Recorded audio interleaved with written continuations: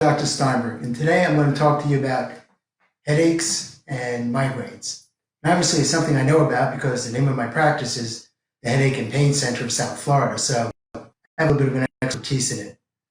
But before we do that, I want to tell you something about social distancing and all the protesting that's going on about it. I want to let you know what's going on from the medical perspective and why we're so determined not to let social distancing go unchecked and reverse.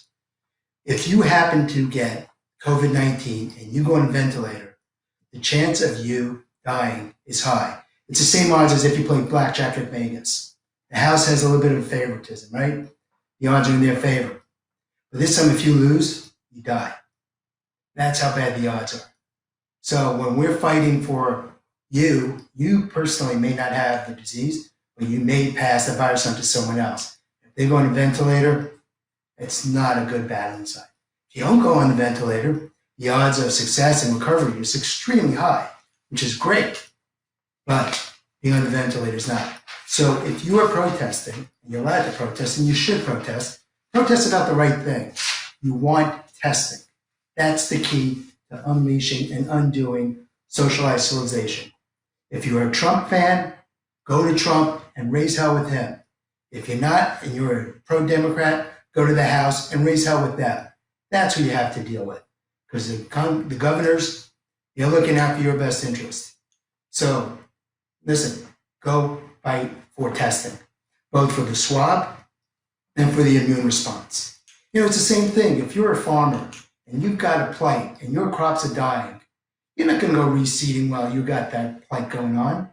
You want to figure out why your plants or your crop are dying and figure out which ones are sick, which ones will survive.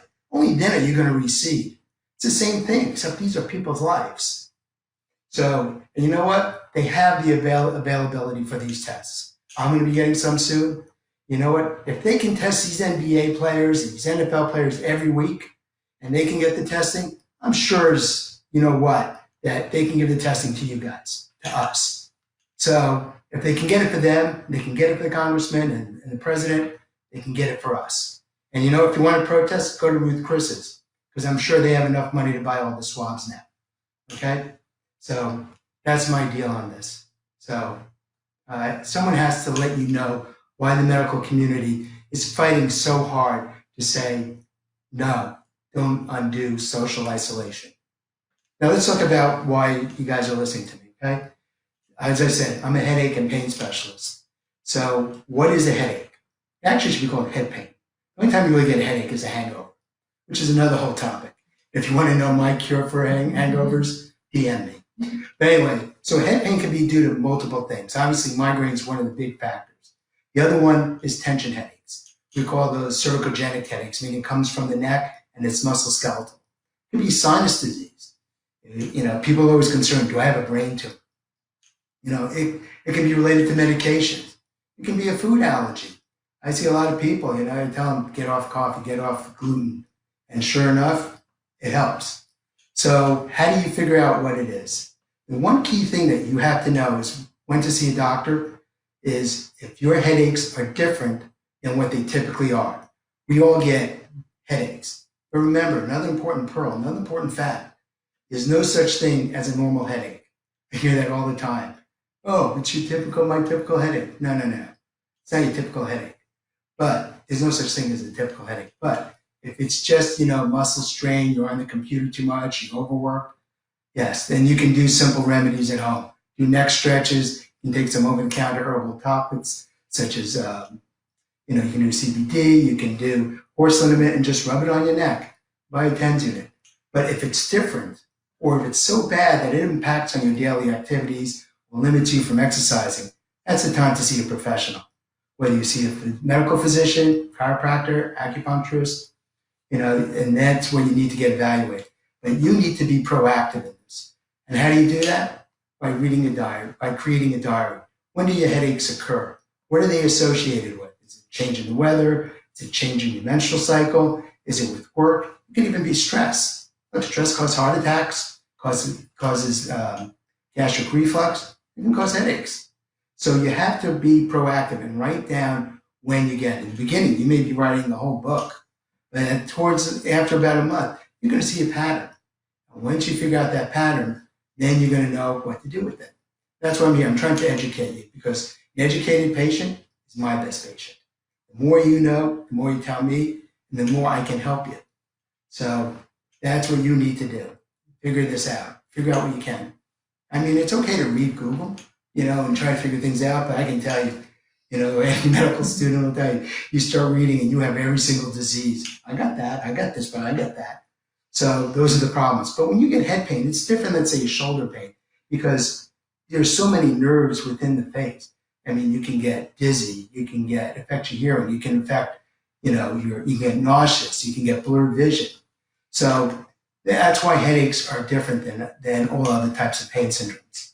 And it's time intensive for me as well, because I have to differentiate that. Is it a sinus problem? Is it a neurological problem? Is it medication effect? What medicines are you taking? You have to know what medicines you're on, because some of the medicines can cause side effects, just like they can cause insomnia.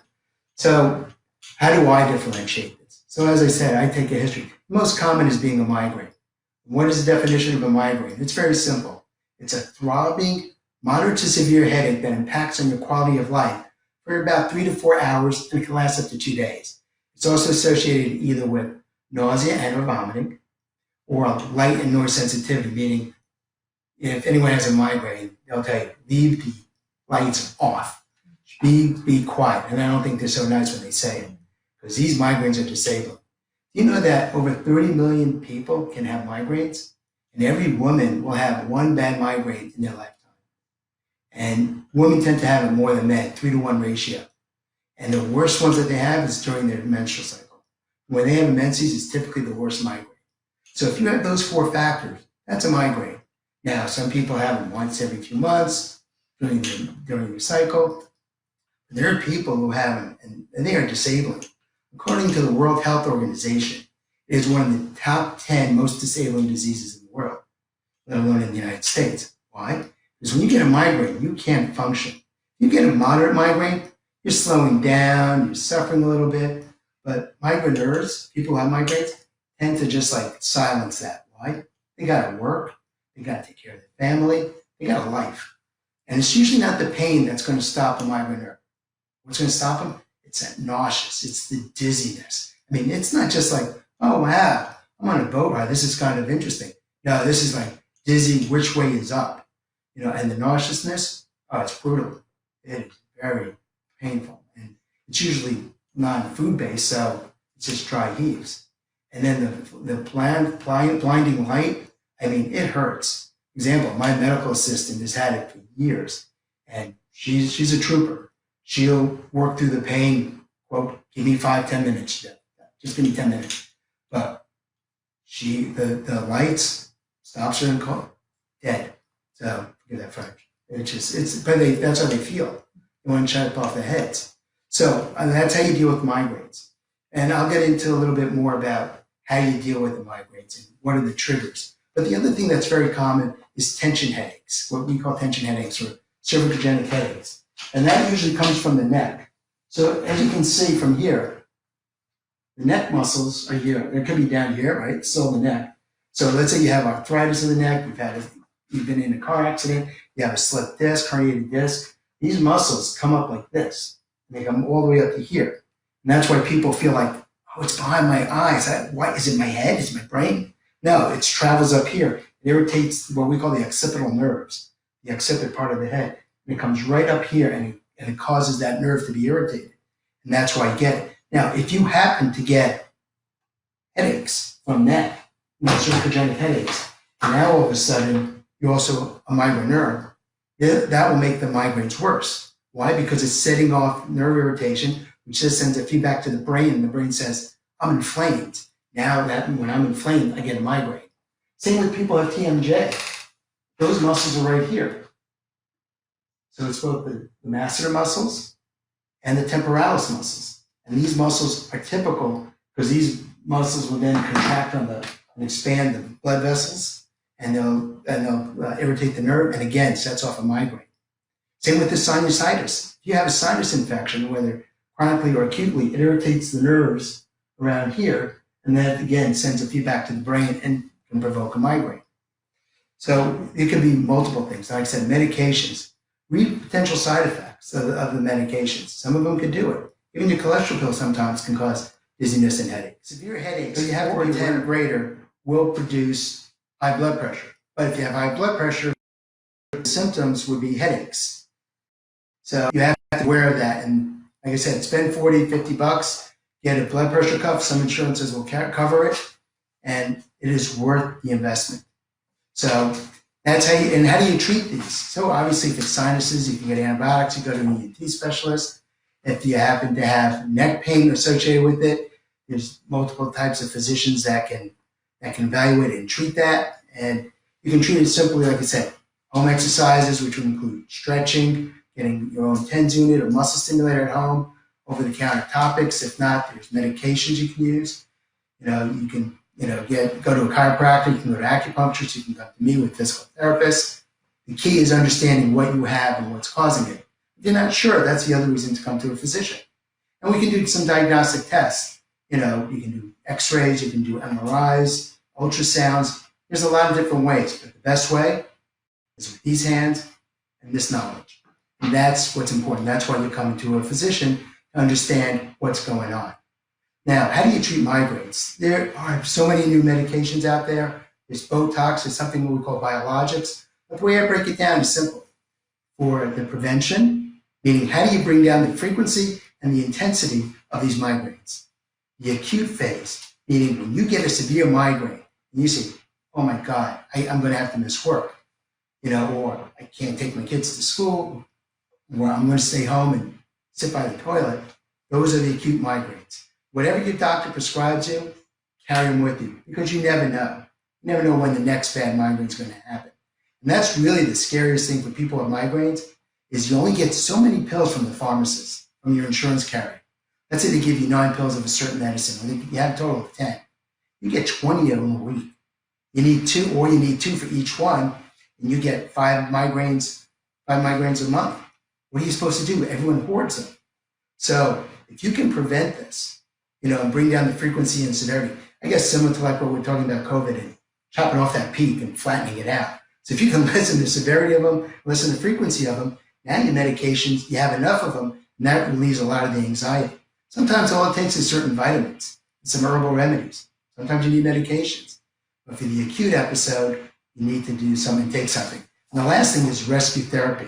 What can you take in case the acute medicine doesn't work? And I don't want to go to the emergency room. What do you do to sit in the emergency room? Bright lights, loud noises. They know you're not going to die. You feel like you are, but you're not. So they put you at the back, and they wait till everyone else goes through. Especially during this time, you don't want to go to the emergency room. So those are the things that you have to deal with. And like I said, here's Botox. I've trained doctors how to give Botox. It works great for prevention. Like I said, there's biologics now. There's new medicines out. I'm sure you've seen them advertised, both for the preventive phase and for the acute phase. And I'm very familiar with those as well. Like I said, there's many different ways to treat people, and everyone is different. And everyone has different objectives and different ways to treat them. So I listen, and you have to listen to me, and that's what makes this, an important way to take care of migraines, because they are disabling. One important thing I have to tell you, because migraines are so disabling, and some people, like I said, if you get 5 migraines, and each one lasts, a bad one lasts 2 days, that's 10 days a month, which is a third of your life. Think about it, 33% of your life is sitting at home being miserable. So there's things you can do. There's also something you can do for work, whether it's proper ergonomic workstation, because you can prevent the neck pain and spasms, the blue light on the computer screen, because that can also provoke a migraine. But there's also something called Family Medical Leave Act. If you're in a big company, you go to Human Resources, and if you have it, your doctor can fill out a form saying, if you get a severe migraine, that you may have to miss work a couple times a month or for a few hours, or you need to take medication. That way they can't penalize you or fire you because of that. So it's called the FMLA, Family Medical Leave Act. That's the social implications of it. Like I said, it is very time consuming, but it is worthwhile to go to a physician, deal with these head pains, because like everything else, it affects your medical problems, affect your quality of life, causes physical limitations. And like I said, we can now do this through telemedicine. I'm always available. You can direct message me. If there's any question, please go on Facebook, call me. Barbara, my medical assistant, she has migraines. She feels the pain. And I feel her pain because I sympathize and I see it. So please, you can go on telemedicine, go on Facebook, go on Instagram. I'm here to help. Your physicians are here to help. So be well, Godspeed, and thank you.